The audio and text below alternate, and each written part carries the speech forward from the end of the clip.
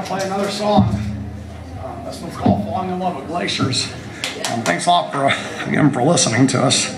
My name is Dan and this is Chris. And I'm 5'11", and Chris is 6 foot tall. And I'm flightless. I can't fly at all. Have been that way since birth. And Chris is waterproof. One of the things that I'd like you to know is that if I were to have a superpower, I'd like to be able to lay eggs for my friends for breakfast and bedtimes. And a lot of times on the road, Chris likes to just watch me sleep at night. And I appreciate it because most of the time I don't remember sleeping. And I have a hard time knowing if I slept good. And Chris watches me, and sometimes I wish I could just lay him a fresh set of eggs and make him breakfast of a morning when I wake up. It'd be real nice to be able to do that. Something to think about.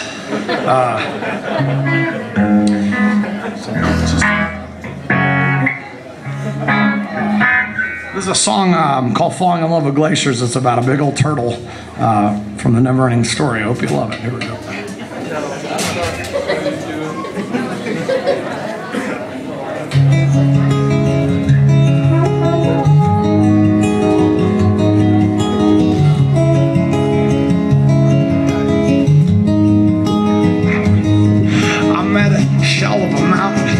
She was finished kind. She grew up from a grain of sand.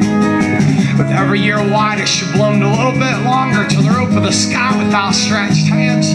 She made friends of the sun, shared enemies, and no one had counted weeks like she should have counted days. And swallowed handfuls of nights so she could sleep tight and turn her thoughts from its stone cold ways.